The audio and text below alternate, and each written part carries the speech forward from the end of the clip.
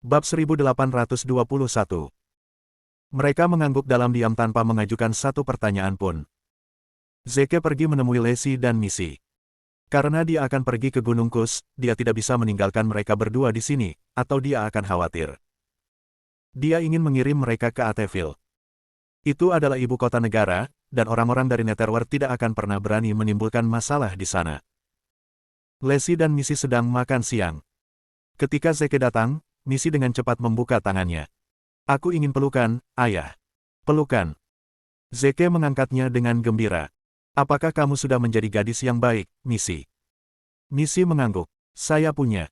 Saya tidak pilih-pilih tentang makanan saya, dan saya punya banyak sayuran hari ini. Anak yang baik. Zeke memujinya. Lacey berkata, kembalilah, Missy. Biarkan ayahmu makan siang. Oke. Missy meminta Zeke untuk meletakkannya kembali di kursi tinggi agar dia bisa terus memakan makan siangnya. Lacey berkata, minumlah selagi panas, Zeke. Ini favoritmu. Setiap hidangan di atas meja adalah favorit Zeke, dibuat dengan penuh cinta oleh Lacey. Secara alami, Zeke tidak akan pernah menyia-nyiakannya.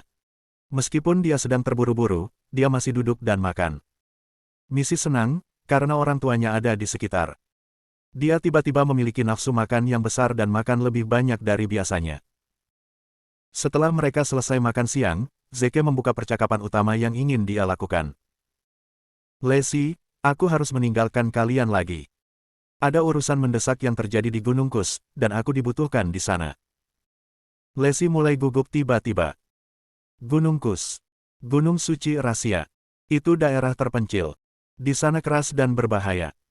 Hampir tidak ada yang berhasil keluar hidup-hidup. Apakah kamu benar-benar harus pergi, Zeke? Zeke mengangguk.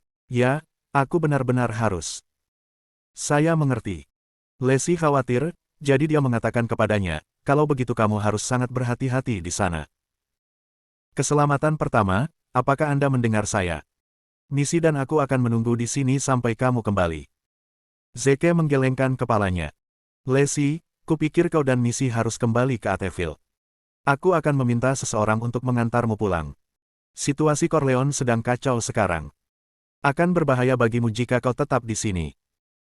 Lacey menjawab, tapi aku berjanji pada Nancy dan Downey bahwa aku akan menunggu mereka di Corleone. Zeke menatapnya dengan rasa ingin tahu. Nancy dan Downey akan datang ke Corleone. Tiba-tiba, apakah mereka mengatakan mengapa mereka datang? Nancy adalah sepupu Lacey, sedangkan Dawn adalah saudara perempuan yang diadopsi Lacey. Mereka berdua adalah teman terdekat Lacey. Zeke bingung. Mereka seharusnya mengelola Linton Group di Ateville. Jadi, mengapa mereka tiba-tiba datang ke Corleone? Lacey menjelaskan, seorang pemimpin perusahaan menghubungi mereka beberapa hari yang lalu. Dia mengatakan bahwa dia memiliki peluang bisnis besar yang ingin dia bagikan dengan mereka. Kesepakatannya mencapai sekitar 10 miliar atau lebih. Akan menjadi keuntungan besar bagi perusahaan. Mereka sangat peduli dengan kemitraan, jadi mereka akan melakukan negosiasi sendiri. Saya baru mengetahuinya beberapa waktu lalu. Itu sebabnya saya ingin tinggal dan membantu mereka sebelum saya kembali. Namun, Zeke memikirkan hal lain. Ini terlalu nyaman untuk disebut kebetulan.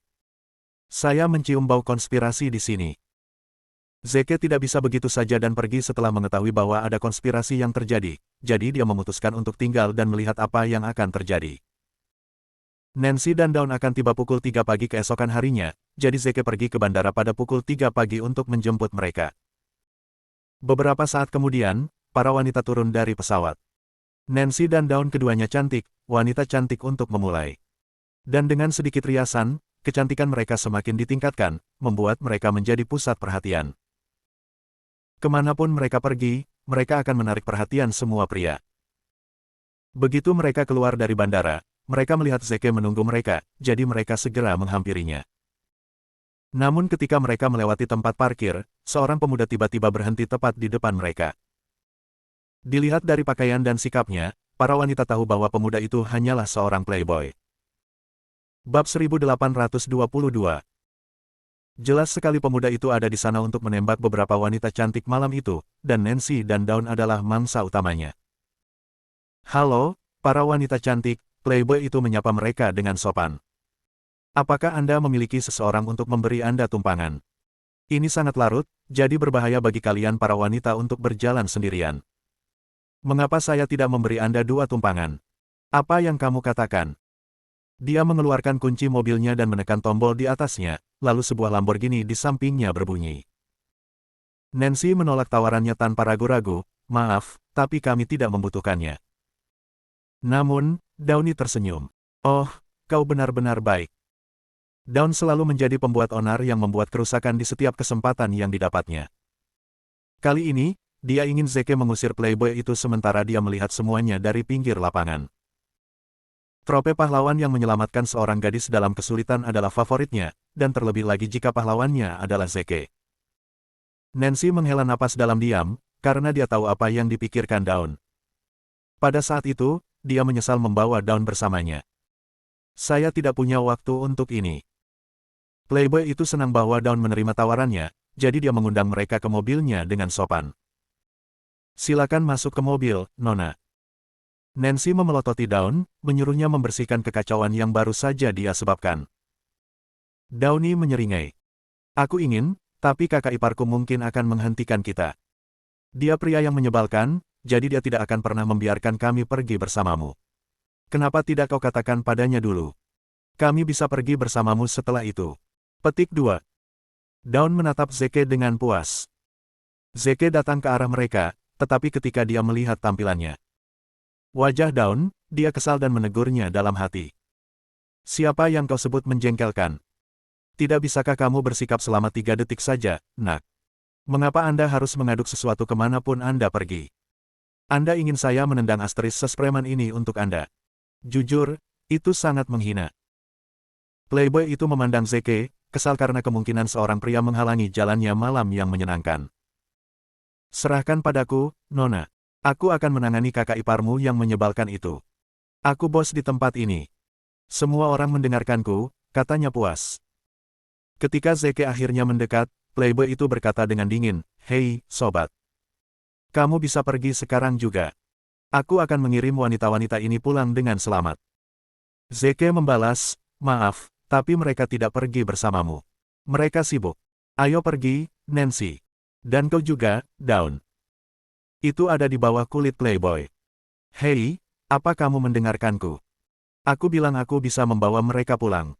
Mereka tidak membutuhkanmu." Kesal? Ya. Zeke membentak dengan tidak sabar, "Aku memperingatkanmu untuk terakhir kalinya. Keluar dari pandanganku, atau kau akan berada di dunia yang terluka." Zeke melepaskan energinya dan membungkam Playboy itu. Playboy itu dilanda ketakutan dan bingung harus berbuat apa, sementara Dawn berpura-pura memohon padanya, "Selamatkan aku, tampan. Kakak iparku adalah pria yang galak. Jika aku pergi bersamanya, dia bunuh aku. Aku takut." Playboy itu ketakutan pada awalnya, tetapi permintaan Dawn menyalakan kembali keberanian di hatinya, dan dia melakukan sesuatu yang sangat berani atau sangat bodoh. Dia memperingatkan Zeke, "Dengarkan baik-baik. Saya tidak peduli siapa Anda, tetapi sekarang Anda berada di wilayah saya, jadi Anda akan melakukan apa yang saya katakan atau menanggung akibatnya." Rasa sakit. Hal itu akhirnya membuat Zeke tersentak. Dia memegang kerah Playboy itu dan melemparkannya seolah dia hanya sebuah bola. Playboy itu dikirim terbang tinggi ke udara dan ditangkap oleh tiang listrik saat dia jatuh. Seste. Playboy itu hampir membasahi celananya di tempat. Orang itu punya kekuatan monster. Dia melemparkan saya ke langit seperti saya masih bayi dan memastikan saya ditangkap oleh tiang listrik. Saat itulah Playboy tahu dia baru saja menyinggung seseorang yang seharusnya tidak pernah dia lakukan, tetapi dia memiliki masalah yang lebih mendesak.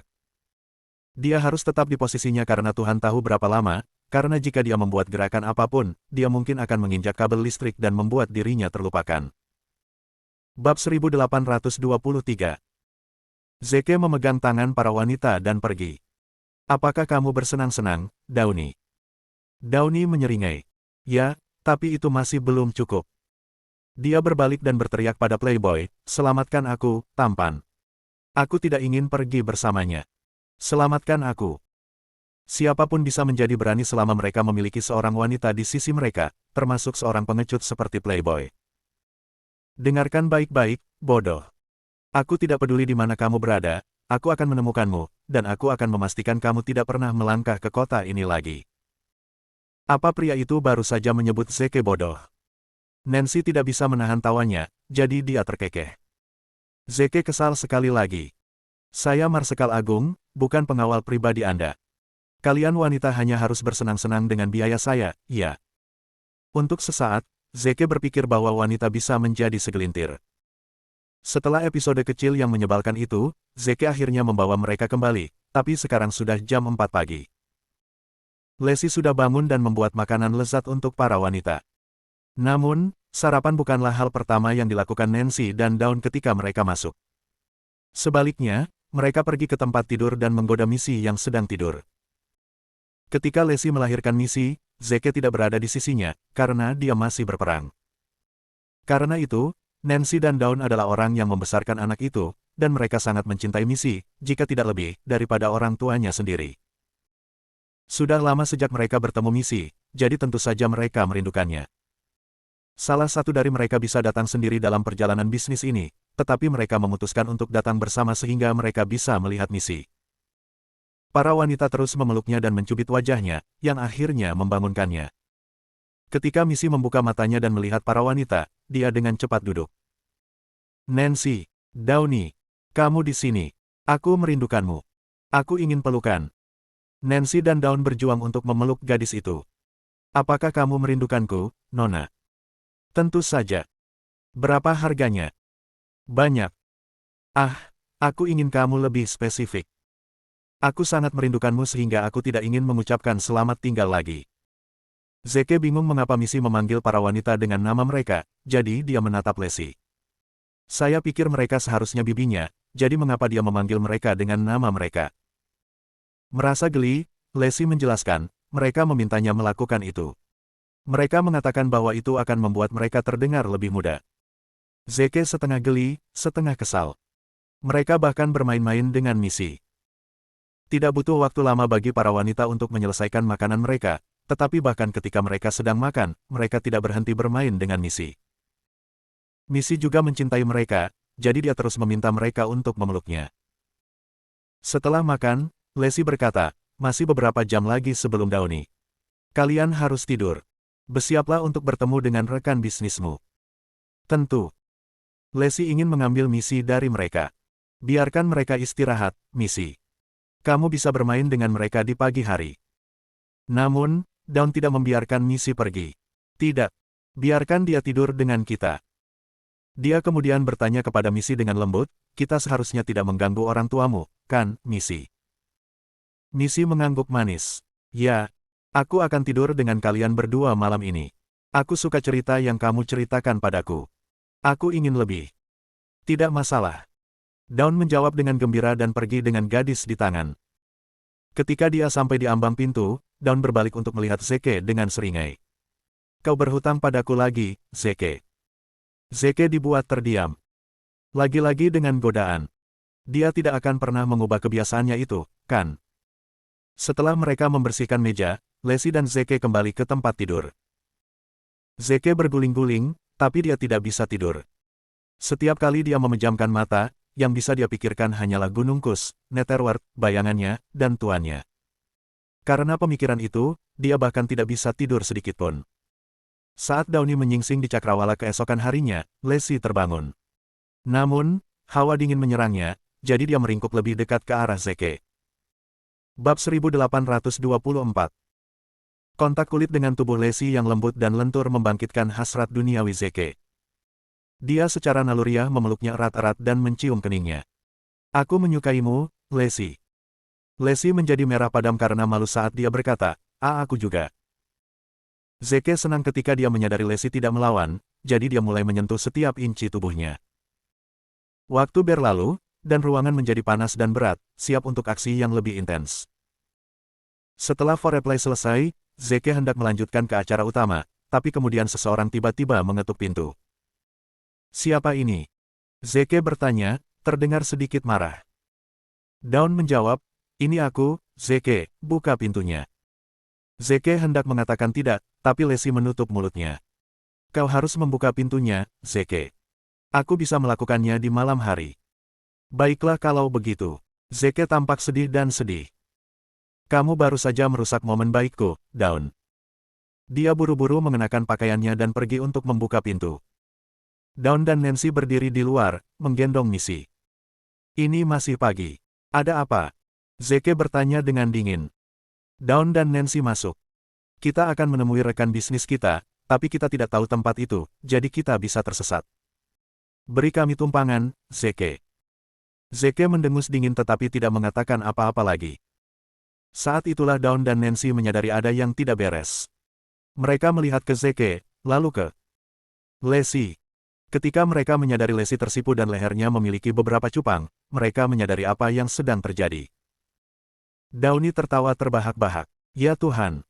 Kalian sudah melakukannya di pagi hari. Ups. Seharusnya tidak menerobos masuk. Kami hanya akan mendapatkan tumpangan di sana. Nancy berkata dengan serius, ya. Kita bisa melakukan ini sendiri. Kalian silakan dan nikmati sendiri. Lacey merasa terganggu dengan ejekan itu, dan dia dengan cepat menahan mereka berdua. Apa yang kalian berdua bicarakan? Kamu harus mulai bekerja sekarang. Dia kemudian berkata kepada Zeke, tolong beri mereka tumpangan, Zeke. Oke, jawab Zeke. Dia sebenarnya tidak ingin mengirim mereka, dan dia setuju dengan para wanita. Mereka bisa mendapatkan tumpangan ke perusahaan dan meninggalkannya sendirian dengan Lacey sehingga dia bisa mendapatkan beberapa tindakan. Tapi karena Lacey menyuruhnya memberi mereka tumpangan, dia tidak akan menolak. Masuk ke dalam mobil. Aku akan memberimu tumpangan. Zeke kemudian mengantar para wanita ke tujuan mereka United Group. Bos perusahaan itu adalah orang terkaya di Corleone Robert Quinn. Perusahaan itu bisa masuk 10 besar bahkan ketika melawan seluruh bangsa, dan itu adalah perusahaan teknologi terkenal. Zeke bertanya, mereka memanggilmu duluan, kan? Bisnis apa yang sedang kita cari? Dawn berkata, ini seharusnya menjadi rahasia bisnis. Kita tidak boleh memberitahu siapapun tentang ini, tetapi saya akan membuat pengecualian untuk Anda, Zeke. Nah, United Group telah mengembangkan perangkat anti-gravitasi, dan itu adalah teknologi terdepan. Di rahasia. Jika kita bisa mengambil kesempatan ini, perusahaan kita akan menjadi terkenal di dunia. Kita tidak perlu terbatas pada rahasia lagi. Zeke, bagaimanapun, mengerutkan kening ketika dia mendengar tentang kesepakatan itu. Perangkat anti-gravitasi adalah sesuatu yang sedang ditangani oleh komunitas teknologi internasional. Sejauh menyangkut Zeke, hanya perusahaan teknologi tertentu di Amerika yang berhasil melakukannya. Selain itu, tidak ada satu negara pun di dunia yang tahu cara membuat perangkat tersebut, termasuk rahasia. Bahkan ruang Cygnus tidak membuat kemajuan di area ini. Zeke khawatir setelah mendengar apa yang dikatakan Dawn. Jika United Group benar-benar berhasil, maka bagus, tetapi jika tidak, lalu mengapa mereka berbohong kepada para wanita? Mereka pasti merencanakan sesuatu. Zeke mengeluarkan ponselnya dan menelepon Profesor Stewart, orang yang bertanggung jawab atas ruang Cygnus. Bab 1825. Marsekal Agung, kamu mencariku. Profesor Stewart bertanya. Ya, Profesor Stewart. Apakah Anda tahu sesuatu tentang United Group? Profesor Stewart mengangguk. Ya, tentu saja. Kamar Cygnus bahkan memiliki urusan bisnis dengan grup bersatu. Baiklah kalau begitu. Mereka baru-baru ini mengumumkan bahwa mereka telah berhasil menemukan peralatan anti-gravitasi. Menurut Anda sejauh mana klaim mereka itu benar? Itu tidak mungkin. Profesor Stewart berkata dengan tegas, mereka benar-benar mampu tetapi tidak sampai pada tingkat kemampuan untuk menemukan peralatan anti-gravitasi. Tidak ada yang mengenal United Group lebih baik dari saya. Pria itu berhenti sejenak sebelum melanjutkan, ya, kecuali. Kecuali apa, Profesor Stewart? Katakan saja yang sebenarnya, kata Zeke. Yah, sangat tidak mungkin bagi mereka untuk menemukan peralatan kecuali mereka telah bekerja sama dengan sebuah institusi dari Amerika. Selain itu, saya mendapat beberapa berita yang mengatakan bahwa Presiden United Group, Robert Quinn, telah keluar dari negara cukup sering akhir-akhir ini. Mungkin mereka benar-benar bekerja sama. Zeke berpikir sejenak sebelum berkata, baiklah, kalau begitu. Saya pribadi akan menyelidiki masalah ini. Bagaimanapun, peralatan anti-gravitasi adalah masalah yang menjadi perhatian nasional dan harus diberikan prioritas tertinggi. Apakah Anda membutuhkan saya untuk menyuarakan hal-hal di United Group? Tidak. Zeke langsung menolak tawaran pria itu. Aku akan menyamar untuk mengunjungi mereka. Zeke menutup telepon dan berbalik untuk melihat Dawn dan Lacey. Jangan ungkapkan identitasku nanti. Mengapa? Mereka bingung dengan permintaannya. Tidak ada salahnya memberitahu mereka tentang identitasmu sebagai Marsekal Agung. Bahkan mungkin sangat membantu. Zeke menarik napas dalam-dalam. Aku khawatir ini mungkin jebakan. Kedua wanita itu tersentak kaget. Apa yang mereka coba capai? Aku tidak yakin, Zeke mengakui. Jadi, itu sebabnya saya harus merahasiakan identitas saya dan menyamar.